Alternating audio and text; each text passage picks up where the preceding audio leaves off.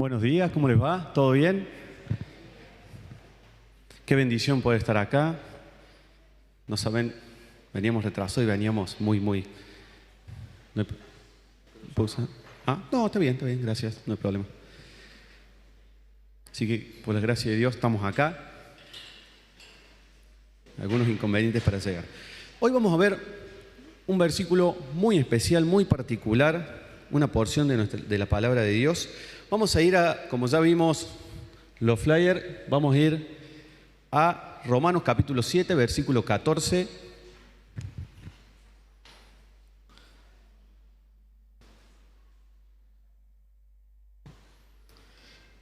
Y vamos a ver un hermoso pasaje de las Escrituras que al leerlo parece que fuera un trabalenguas, ¿sí? No entendemos muy bien, pero lo vamos a ir viendo y lo vamos a ir desglosando de a poquito. Y vamos a intentar hacerlo, si Dios quiere, de la forma más práctica posible, ¿sí? Vamos a leer, lo he leído montones de veces y me sigo trabando, así que perdón si me trabo, pero me sigo trabando con este versículo. A partir del 14, Romanos 7, versículo 14, dice: porque sabemos que la ley es espiritual, mas yo soy carnal, vendido al pecado. Porque lo que hago, no lo entiendo. Pues no hago lo que quiero, sino lo que aborrezco, eso hago. El 16 dice: y si lo que no quiero, esto hago, apruebo que la ley es buena. De manera que ya no soy yo quien hace aquello, sino el pecado que mora en mí. Yo sé que en mí, esto es, en mi carne, no mora el bien, porque el querer el bien está en mí, pero no el hacerlo. El 19 dice: porque no hago el bien que quiero, sino el mal que no quiero, eso hago. Y si hago lo que no quiero, ya no lo hago yo, sino el pecado que mora en mí. Así que, queriendo yo hacer el bien, hallo esta ley, que el mal está en mí. Porque según el hombre interior, me deleito en la ley de Dios. Pero veo otra ley en mis miembros, que se rebela contra la ley de mi mente y que me lleva cautivo a la ley del pecado que está en mis miembros. El 24 dice: miserable de mí, ¿quién me librará de este cuerpo de muerte? Gracias doy a Dios por Jesucristo, Señor nuestro. Así que yo mismo, con la mente, sirvo a la ley de Dios, mas con la carne, a la ley del pecado. Este es un pasaje, es un relato punzante de Pablo, en que habla de un conflicto interno que él tiene. Ese conflicto de un hombre consigo mismo, en que una parte va en una dirección y la otra va en una dirección completamente contraria. Y eso es lo que vamos a tratar de desglosar y vamos a tratar de encontrarle un sentido práctico para nuestra vida, ¿sí? Y para eso encontré unas pequeñas historias. Me gustaría que participemos votando por un lado o por el otro. Pero apropiémonos de estas pequeñas historias como si estuviéramos en la situación, como si fuéramos nosotros los partícipes. Va la primera historia y tienen que votar, El caso del preso evadido. Dice, primer caso: un hombre fue sentenciado a 10 años de prisión. Después de un año, sin embargo, se escapó de la cárcel. Se fue a otra parte del país y tomó el nombre falso del señor Cruz. ¿Me van siguiendo hasta ahí? Durante 8 años trabajó mucho y poco a poco ahorró bastante dinero para armar su propio negocio. Era cortés con sus clientes, pagaba sueldos altos a sus empleados y la mayoría de sus beneficios los empleaba en obras de caridad. Ocurrió que un día, una señora llamada Treveles, su antigua vecina, lo reconoció como el hombre que había escapado de la prisión 8 años atrás y quien la policía había estado buscando. ¿Debe o no la señora denunciar al señor Cruz y hacer que vuelva a la cárcel? Primer caso. Pensemos en esa persona. Vos no sabés por qué fue preso. Vos sabés que fue sentenciado, que un vecino tuyo un día para el otro va preso. Vos decís, uy, qué bárbaro. Te enteraste. Y después viene es ese caso.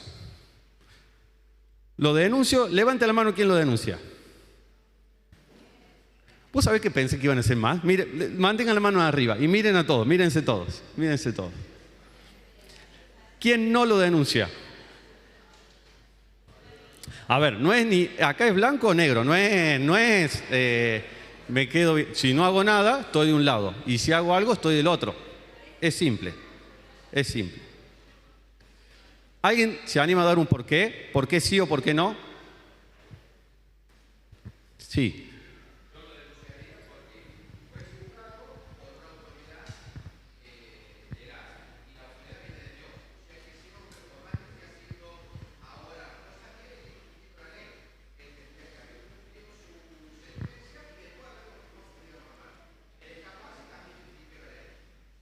Bien, alguien que dé el lado contrario, alguna explicación. ¿Por qué no? Anímense, anímense. Sí.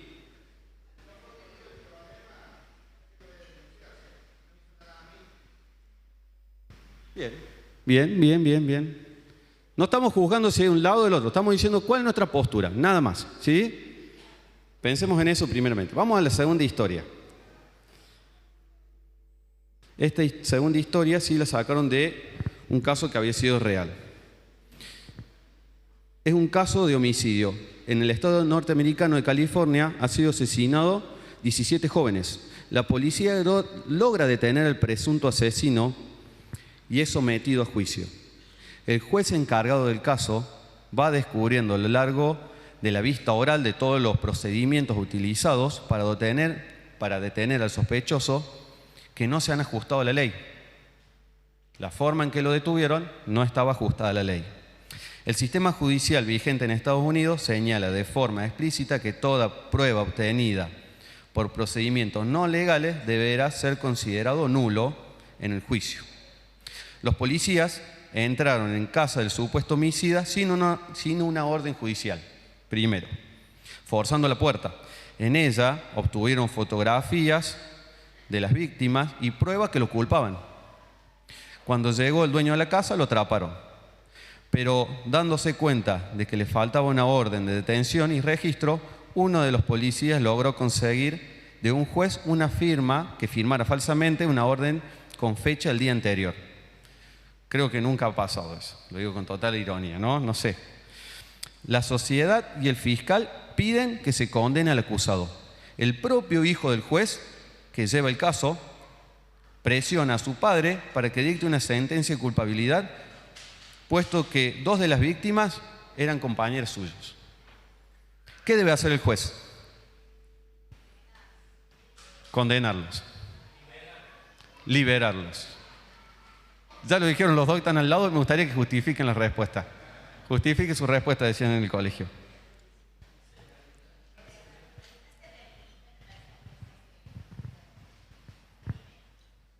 Bien.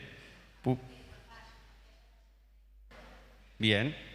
Pues dice que no se rehabilita a una persona en esa condición, por más que haya pasado. Pupi.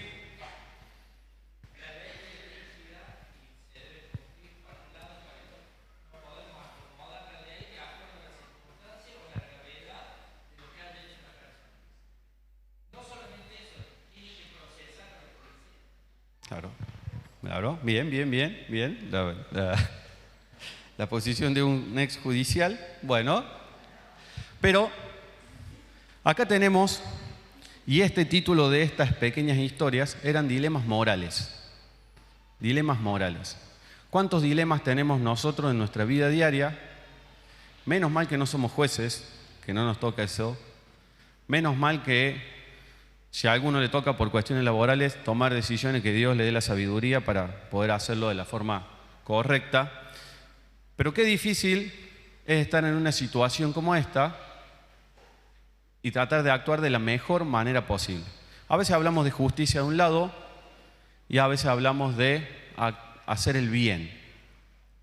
En esta historia bíblica que tenemos nosotros, volvemos a Romanos capítulo 7, Como dice, estamos hablando de una conciencia, de un ser normal, ¿sí?, que tiende a hacer lo bueno. A ver, una persona que psicológicamente consideramos que es normal, está insertado en la sociedad, va a tender a tomar ciertas actitudes y acciones que consideramos moralmente correctas, ¿sí? Y a veces cuando una persona no es así, decimos como que es, muchas veces hasta usamos la palabra inadaptado social, ¿sí?, cuando no lo realiza. Y acá vemos vamos al otro lado. Cuando hablamos desde el punto de vista de lo espiritual, acá Pablo plantea, desde el versículo 14 en adelante, sabemos que la ley es espiritual, más yo soy carnal, vendido al pecado, ¿sí? Es una frase que vos decimos, uy, ¿cómo Pablo va a estar diciendo eso? Pero pongámonos en su lugar por un segundo. Pensemos que nosotros estamos en ese dilema moral día a día de hacer lo bueno o hacer lo malo. Día a día en nuestro corazón batallamos para hacer lo bueno o lo malo. Muchas veces no hay un término medio. No hay un gris, o es blanco o es negro. Y cuando leía y estudiaba esto, saltó en algunos comentarios un término, que es la hipocresía. Una persona que finge ser lo que no es a fin de recibir reconocimiento o ganancia. La hipocresía es el resultado del orgullo. Y muchas veces esta hipocresía lo hacemos en forma interior. No es algo exterior, no es algo que mostramos, sino es algo que vivimos nosotros internamente.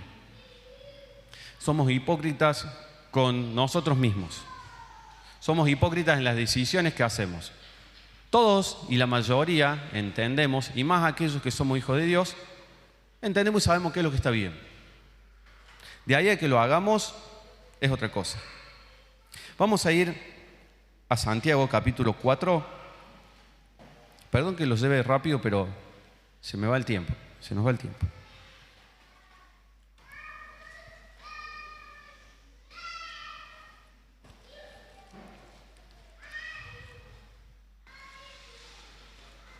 Santiago capítulo 4, versículo 17, dice, y el que sabe hacer lo bueno y no lo hace, le es pecado. Es un pequeño concepto que tenemos. El que sabe hacer lo bueno y no lo hace, le es pecado. Bien, tenemos eso en nuestra mente. Pablo dice, yo quiero hacer lo bueno y muchas veces no me sale hacer lo bueno. No lo hago y es el pecado que mora en mí. El que sabe hacer lo bueno y no lo hace, le es pecado, dice la palabra de Dios. Qué dilema moral, qué dilema en nuestra vida diaria, en nuestro hacer diario. Sabemos que está mal, lo hacemos. Una cosa es conocer y saber. Del dicho al hecho hay un trecho, dice, ¿no? La palabra. Hay un dicho comúnmente utilizado. Del dicho al hecho hay un trecho. Mucho trecho. Muchas veces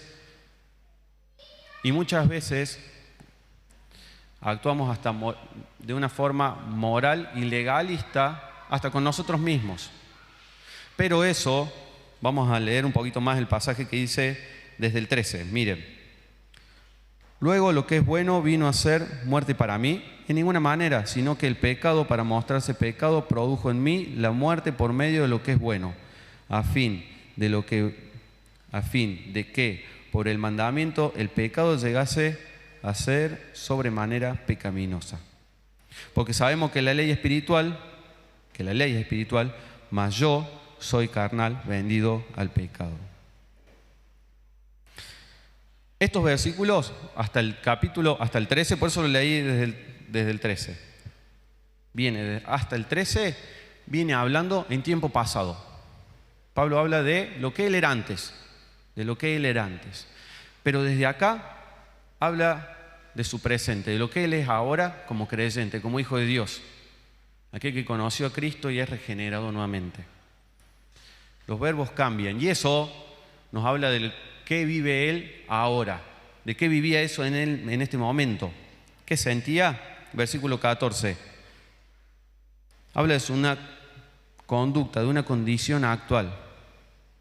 Eso nos muestra que Pablo tenía los mismos, como ser humano, tenía los mismos problemas que tenemos nosotros. Las mismas dolencias, los mismos problemas, las mismas dificultades diarias, en el día a día. Y esta es una de las grandes batallas que tenemos como creyentes. Es una de las grandes batallas que tenemos en el día a día. La batalla interna que vivimos es un dilema que debemos resolver y luchar continuamente.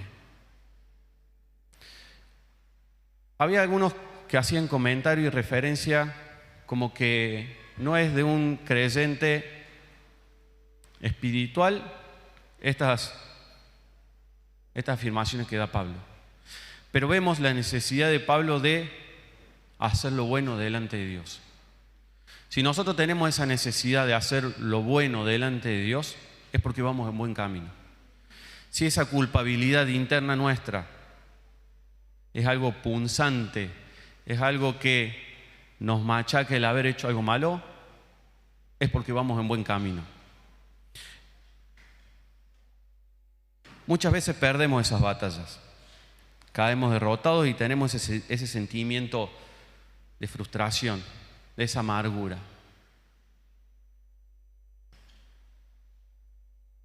Pero tenemos la seguridad de que el haber perdido esa batalla no nos hace perder la guerra. Y esto lo voy a repetir muchas veces. Nosotros tenemos la seguridad y la certeza de que estamos del lado ganador, de que esta guerra ha sido ganada. Cristo venció al pecado. Entonces, esa guerra que nosotros estamos librando ya está ganada. Estamos del lado ganador. Pero esa batalla que tenemos a diario, esas pequeñas batallas, a veces las ganamos, a veces las perdemos. A veces soportamos esas batallas. Y la palabra dice que debemos prepararnos para pelear cada batalla hasta el día de nuestra muerte. Con el poder del Espíritu Santo, apoyarnos en Dios sabiendo que somos ganadores.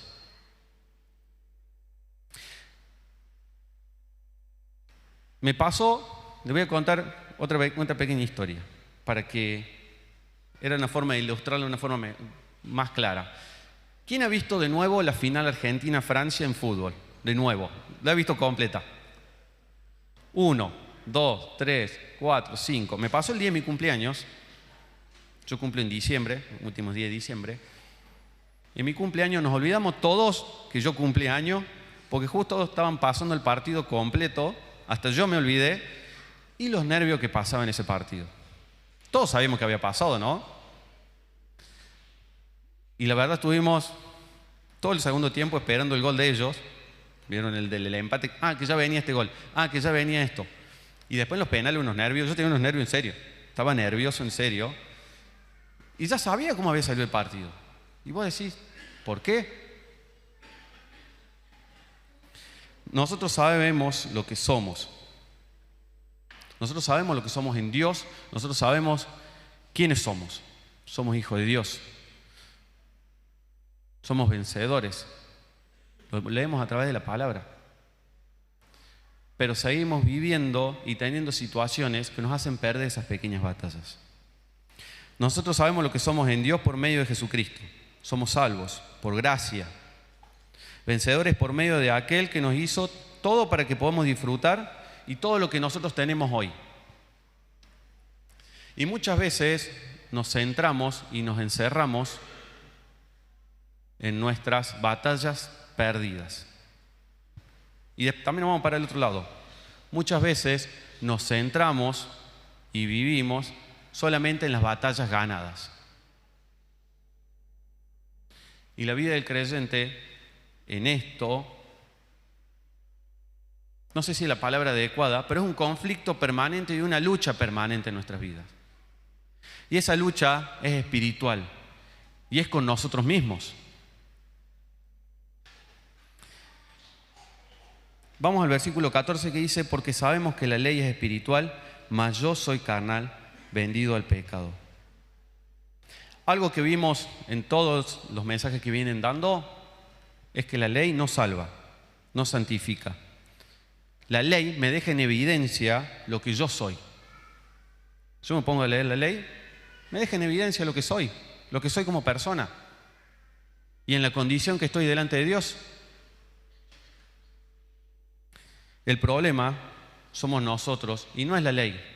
Porque Él dice, la ley espiritual, y después lo dice, la ley es buena. La ley es buena. El problema somos nosotros.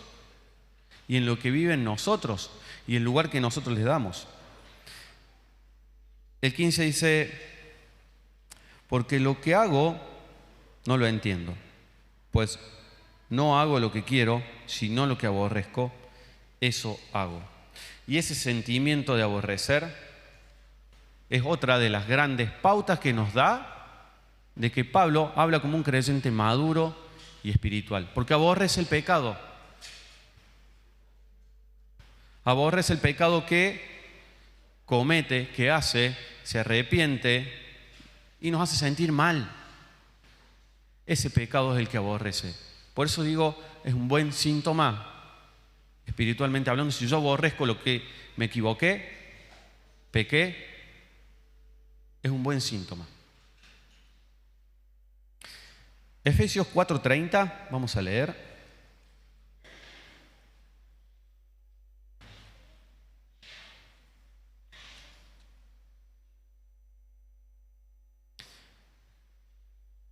Y dice, y no contristéis, no entristezcan al Espíritu Santo de Dios, con el cual fuiste sellados para el día de la redención. El día que nosotros creímos en Cristo como Salvador, que lo hemos recibido, fuimos sellados con el Espíritu Santo, mora en nosotros.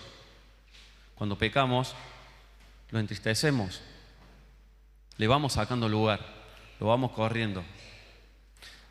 Ese Espíritu Santo es el que nos da esa voz de la conciencia que nos dice, ¿qué estamos haciendo?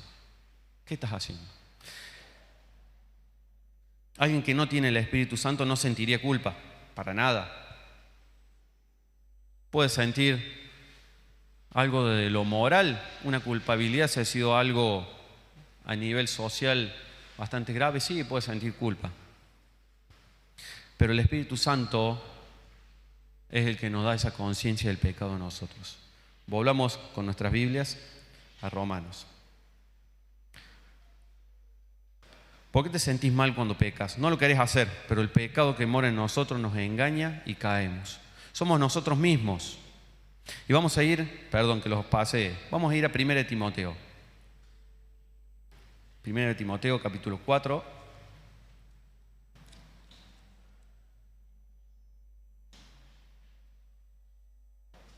Versículo 16, le dice a Timoteo, le decía esto, tened cuidado de vos mismo, ten cuidado de ti mismo y de la doctrina, persiste en ello, pues haciendo esto te salvarás a ti mismo y a los que te oyeren. Pero le dice, lo primero que le dice, tened cuidado de vos mismo. Somos nosotros el problema, es nuestro interior, es nuestros propios deseos, que muchas veces le damos más libertad, mucha más libertad de la que debería ser.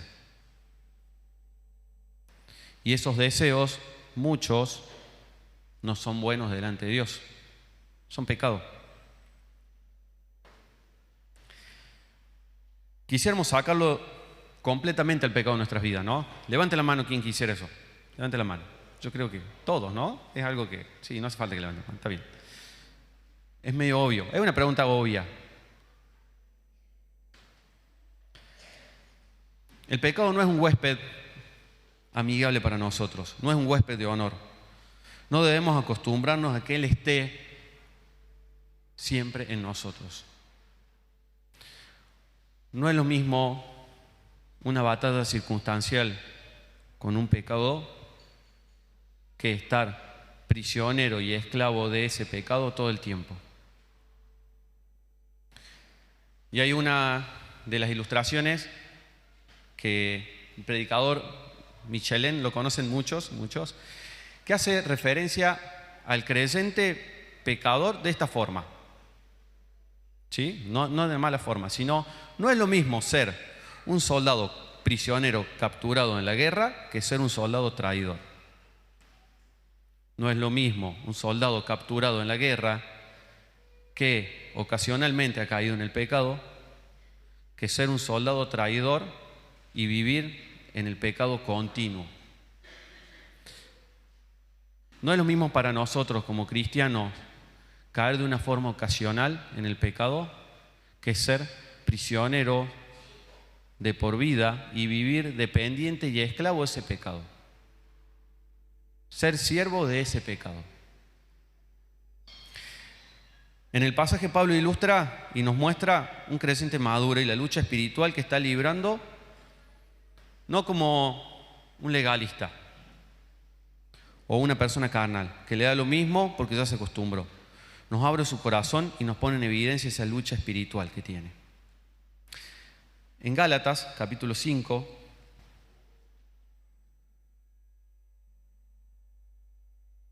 versículo 17,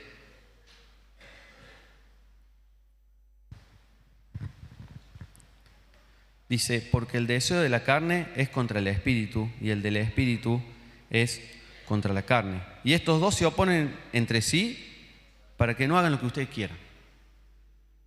Son total y absolutamente contrarios.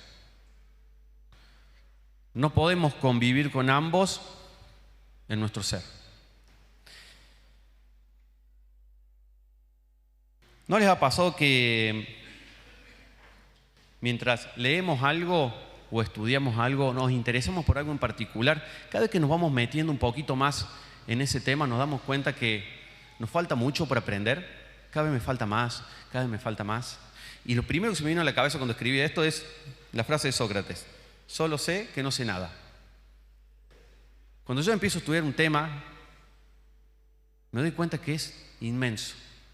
Y cada vez me meto, bueno, me voy por acá. Y eso es más. Y eso es más. Eso es la vida del creyente y eso habla de la madurez espiritual. De Pablo. Pablo mismo está diciendo y está abriendo su corazón y diciendo: yo quiero hacer lo bueno, pero no me sale hacer lo bueno. Y él se da cuenta de eso y llega a esa conclusión después de cierta madurez espiritual y decir: no me sale hacer lo bueno por más que lo intento y me aferro a Dios e intento y caigo en pecado. Y caigo en ese pecado. Y lucho. Y es una lucha espiritual interna que estoy teniendo. Y hay veces que la gano y hay veces que la pierdo. Porque dice el versículo 15, porque lo que hago no lo entiendo, pues no hago lo que quiero, sino lo que aborrezco. Eso hago. Y si lo que no quiero, esto hago, apruebo que la ley es buena, como decíamos recién. De manera que ya no soy yo quien hace aquello, sino el pecado que mora en mí. Y yo sé que en mí, esto es, en mi carne, no mora el bien. Porque el querer, el bien está en mí, pero yo no lo hago. Pero no el hacerlo. Porque no hago el bien que quiero, sino el mal que no quiero. Romanos capítulo 8, versículo 37, dice: antes, en todas estas cosas somos más que vencedores por medio de aquel que nos amó. Por lo cual estoy seguro que ni la muerte, ni la vida, ni ángeles, ni principados, ni potestades, ni lo presente, ni lo porvenir, ni lo alto, ni lo profundo, ni ninguna otra cosa creada nos podrá separar del amor de Dios que es en Cristo Jesús, Señor nuestro. Qué certeza que tenemos, ¿no? Qué seguridad.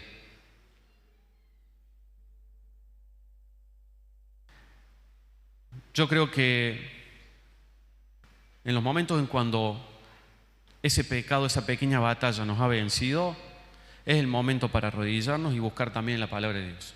Orar y buscar en la palabra de Dios. Es el primer consuelo y uno de estos versículos es reconfortante porque te das cuenta que perdiste algo, pero a la vez te das que vas ganando esa guerra a la vez.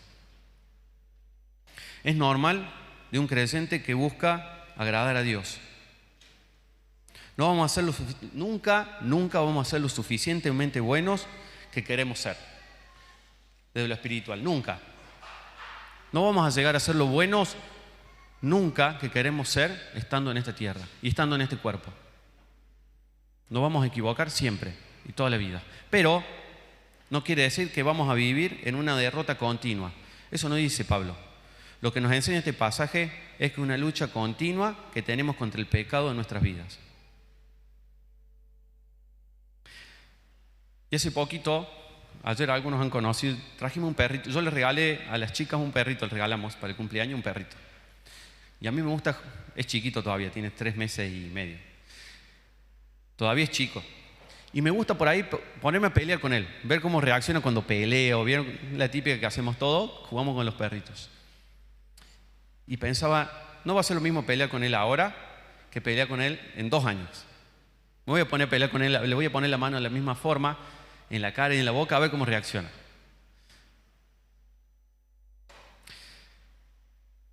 Depende de cómo alimentemos nosotros a ese pecado en nuestra vida, va a ser la pelea que nosotros vamos a librar. Si nosotros le damos de comer y crece y se hace más fuerte, y la batalla va a ser muy dura, va a ser muy grande cuando yo me tenga que enfrentar a eso. En cambio, no es lo mismo algo circunstancial que algo que ha crecido y es un monstruo. Yo el otro día cuando hablábamos con las chicas mías del tamaño de Goliat, todo decía más o menos 2,50 metros. Y tenía un escudo que podía levantar, que algunos dicen que pesaba entre 40 y 50 kilos. Es una bolsa de Portland en un escudo. ¿Ustedes se dan cuenta? ¿Alguno ha podido levantar una bolsa de Portland con un brazo? Yo no conozco a alguien que tenga esa fuerza para poder levantar. Hay que sostener eso. Y imagínate medir 1,40 y pico, 1,50 que había tenido David, que era la altura promedio de todos, y pelear con una persona que te lleva literalmente 1 metro. Y aproximadamente la edad llevaba unos 80, 90 kilos de diferencia. Si no es que más. Dura la batalla si tenía que ser cuerpo a cuerpo, si no era Dios quien intervenía y le daba las herramientas. Iba a ser durísima esa batalla si tenía que sostener la armadura que le habían dado y por su propia fuerza tener que luchar y combatir esa... Miren que he conocido jugadores de básquet, me ha tocado conocer jugadores de básquet. Y la verdad, yo mido 1,83. ¿Alguno conoce el jugador Bruno Lavaque? Bueno, Bruno Lavaque es un poquitito más alto que yo. Poquitito. Y es el más bajo del equipo, ¿eh? Y era el más bajo y vos lo ves en la cancha y vas a decir, es peticito al lado del... Sí, al lado de los otros es peticito. Pero justo la misma altura que yo. Campazzo, por ejemplo, lo veíamos en la NBA y le llegaba a todos acá. Y Campazzo tiene la misma altura que yo. No es lo mismo luchar contra un gigante que yo lo vengo alimentando que intentar llevar una buena vida espiritual, sana, saludable, y que por una circunstancia ocasional me tocó librar esa batalla. El versículo 21 dice, perdón, estaba en otro lado. Así que queriendo yo hacer el bien, hallo esta ley, que el mal está en mí. Él se da cuenta y una de las conclusiones que hace es, así que queriendo yo hacer el bien, hallo esta ley en mí, porque recordemos que viene hablando de la ley y dice, me deleito en la ley de Dios, porque se da cuenta que es buena la ley de Dios. Se da cuenta que lo evidencia como pecador delante de Él. Pero veo la otra ley en mis miembros que se revela contra la ley de mi mente y que me lleva cautivo a la ley del pecado que está en mis miembros. Qué expresión la del 24, y creo que en el 23 sigue en el mismo dilema que tenemos todos los creyentes. Dice, miserable de mí, dice el 24, ¿quién me librará de este cuerpo de muerte? El anhelo de un verdadero cristiano. Creo que es el anhelo que tenemos nosotros. De un cristiano sano que busca a Dios y agradar a Dios, tiene ese anhelo. Y el 25 empieza espectacular. Dice, gracias doy a Dios por Jesucristo, Señor nuestro. Es una de las grandes conclusiones que tenemos. Y sigue el mismo dilema, así que yo mismo con la mente sirvo a la ley de Dios, mas con la carne a la ley del pecado. Toda la vida vamos a vivir con este dilema y con esta contrariedad. Es una lucha por nuestras propias fuerzas, no vamos a poder hacer nada. Si nosotros luchamos e intentamos vencer tal o cual pecado en nuestra vida, vamos a fracasar.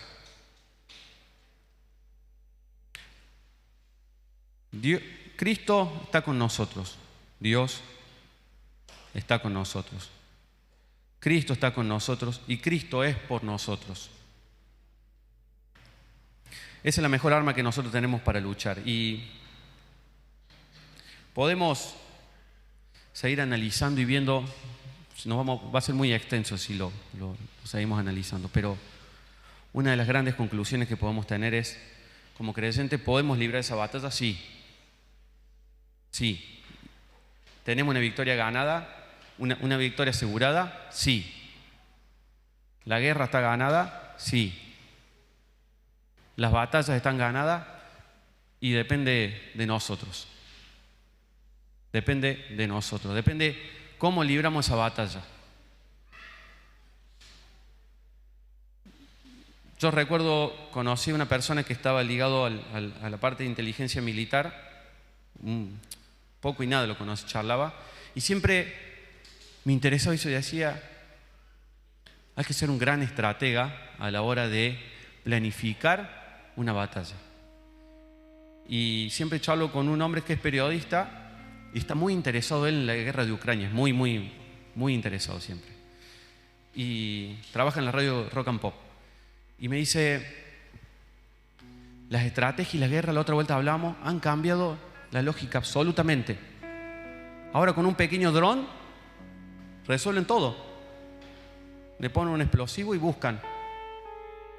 Y con una geolocalización, por ejemplo, dice que muchos de los soldados rusos habían caído porque llamaban a sus padres con los celulares. Ha cambiado la estrategia y la forma. Nosotros tenemos que ser estrategas agarrados de la mano de Dios. Nosotros vamos a leer a 2 de Pedro, el último versículo para cerrar esta parte. Capítulo 1. Desde el versículo 3 y 4, nada más. Que es una porción para meditar, que dice: como todas las cosas que pertenecen a la vida y a la piedad, nos han sido dadas por su divino poder, mediante el conocimiento de aquel que nos llamó por su gloria y excelencia, por medio de las cuales nos ha dado preciosas y grandísimas promesas, para que por ellas llegáramos a ser participantes de la naturaleza divina, habiendo huido de la corrupción que hay en el mundo a causa de la concupiscencia. Herramientas nos ha dado Dios para que nosotros podamos combatir. Está en nosotros como creyentes, como cristianos, aquellos que hemos recibido a Cristo como Salvador, saber usar esas herramientas. Y dos de las grandes armas que tenemos como creyentes es la oración y es la palabra de Dios. Yo siempre, el otro día pensaba y digo, qué gran victoria, y compartía con otros hermanos, qué gran victoria cuando estamos en una situación o en una circunstancia por caer en un pecado y nos acordamos de un versículo de la Biblia. Yo creo que personalmente es una gran victoria en ese momento. ¿Es difícil? Es difícil, es muy duro. Pero Dios nos ha dado todas las herramientas necesarias para que podamos vencer cada batalla, cada pequeña batalla que nosotros tenemos en nuestra vida. Que el Señor nos bendiga.